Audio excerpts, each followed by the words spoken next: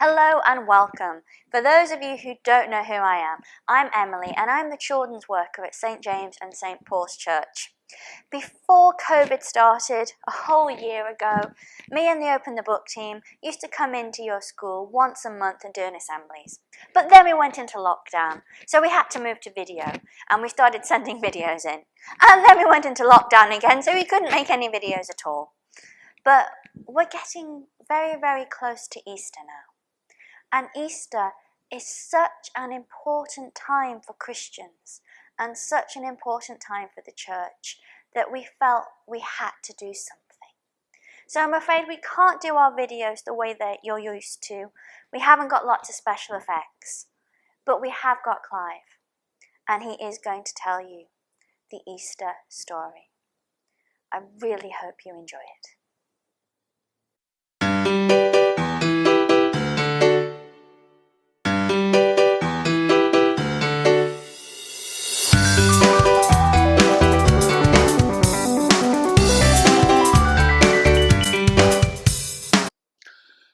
"Let's go to Jerusalem," said Jesus to his friends. "I have something important to do there." So they went. And when they could just see the city from nearby hillside, Jesus said, "Let's have a parade." Jesus' friends were surprised. A parade, they wondered. Why a parade? But no one said anything, because Jesus was already busy giving instructions. "I want two of you to borrow a donkey," he said. "Tell the owner I need it. He'll understand." When the two friends returned with the donkey, Jesus hopped on its back, gently nudged its sides and started down the hill. His friends followed closely behind. "Hooray for Jesus!" they shouted. "Jesus is king!" Down they rode towards the city gate. And the closer they got, the more people joined them. "It's Jesus the teacher," someone called. "It's Jesus the healer," called someone else.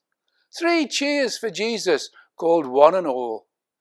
Soon there were people everywhere, marching along with the parade and shouting from the roadside. Some took off their coats and laid them in front of the donkey. Others cut down branches from the trees and waved them about. There were hundreds, maybe thousands, clapping and dancing and shouting their way through the city gate. Everyone was happy. Well, almost everyone. Some of the religious leaders didn't like Jesus. They were jealous because the ordinary people were so fond of him, and when they saw the parade, they frowned. "Wait a minute," they called. "You can't have a parade here. Tell your friends to be quiet, Jesus." Jesus just laughed. "Tell them to be quiet? Impossible." Then he turned to look at the crowd. "Can't you see?" he said. "There is so much happiness here that even if I could make the people quiet, the stones in the street would jump and shout for joy."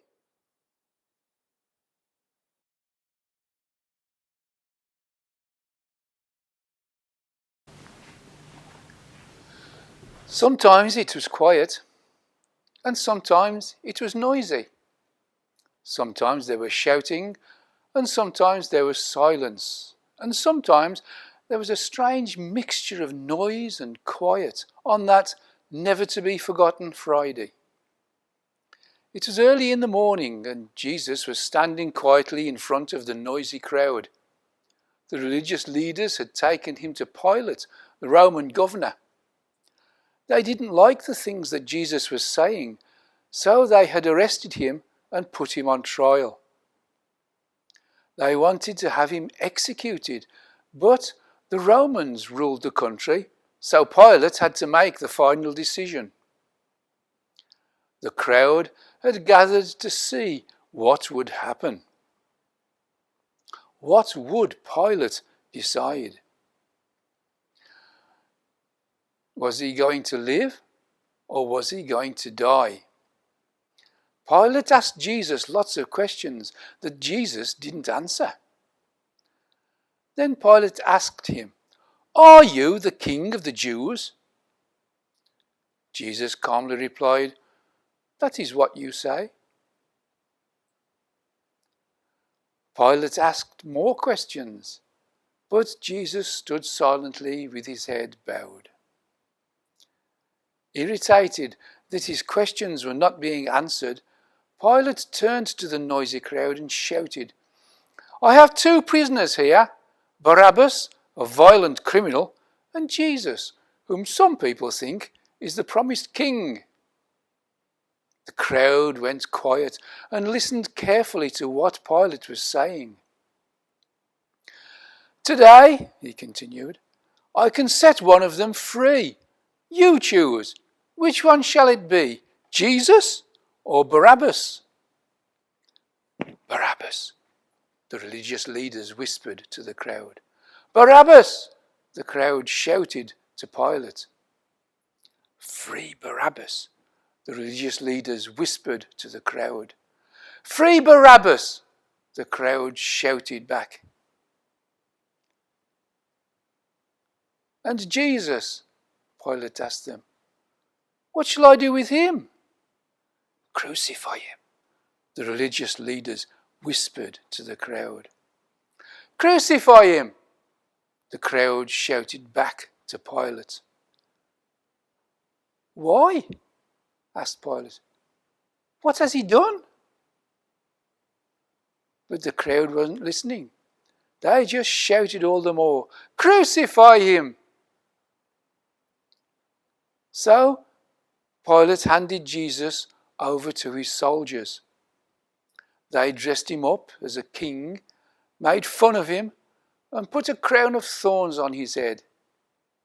When the soldiers had finished, they put a heavy wooden beam across his shoulders and led him away to be crucified. The streets of Jerusalem were noisy. They were full of hustle and bustle, and there were people everywhere. The heavy beam, part of his cross, weighed Jesus down as he staggered through the streets. So the soldiers grabbed a man named Simon, an African visitor to the city, and made him carry the beam. Jesus followed silently as they struggled through the noisy streets. Soon they came to Golgotha, the place where criminals and rebels were executed. As the soldiers fixed Jesus to the cross, there was a lot of noise of people calling out, shouting at him as they passed by. "Save yourself if you can," some of the religious leaders stood by and mocked him. "Come down from the cross and then we'll believe in you." But Jesus didn't reply. He just hung there silently. At midday, the sky went black and all the shouting and noise stopped. Everyone was really quiet. No one understood what was happening. Then, at 3 o'clock, on that never-to-be-forgotten Friday, Jesus called out twice, each time a prayer to God his Father, and then he died. The Roman centurion in charge of the soldiers was amazed at what he had seen and exclaimed, "This man really was the Son of God." Later, that evening, in the quiet of the early evening, Joseph, one of the religious leaders who did believe in Jesus, slowly and carefully took his body down from the cross, released him from the beam, and had him laid in a tomb in the garden, far away from the noisy streets of Jerusalem. And there he stayed silently all through the next day.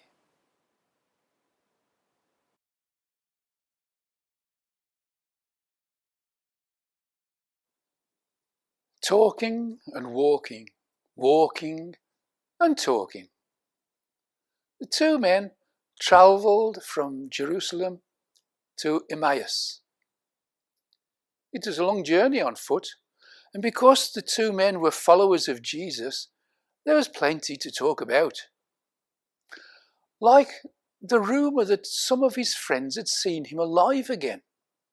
So, talking and walking and walking and talking, they made their way along the road. Then a stranger joined them. "I hear you talking. I see you walking," said the stranger. "You sound excited. What are you talking about?" "We're talking about Jesus," said one of the two men. And then, talking and walking and walking and talking, he explained, Jesus was a prophet sent from God. He did amazing things. Many of us thought he was the special one God had promised to save us from our enemies. But the religious leaders sentenced him to death. The Romans killed him on a cross, and all our hopes died with him. And that was 3 days ago. But this morning, some of the women who knew him went to visit his tomb, and his body wasn't there. Better still, an angel told them that Jesus wasn't dead anymore, that he was alive again. The stranger listened carefully, and then, talking and walking and walking and talking, he told the two men what he thought. You sound surprised, he said. Isn't that what the prophets said would happen to the special one? If this Jesus died and came to life again, then surely that shows that he is the special one you've been waiting for. At last, talking and walking and walking and talking, they came to Emmaus. It's late, said the two men to the stranger. Why don't you stay here with us overnight? So they prepared a simple meal. Do you mind if I give thanks for the food? Asked the stranger. Of course not, said the two men. So, taking and breaking the bread, the stranger bowed his head and prayed. And that's when the penny dropped. The stranger, the man on the road, the one they'd been talking and walking with all afternoon, wasn't a stranger at all. He was Jesus, alive again. But before they could say a thing, he disappeared. He simply wasn't there anymore, and they were left alone to wonder. We need to tell someone about this, they cried. So they hurried back to Jerusalem. Not talking and walking, but instead running and jumping for joy.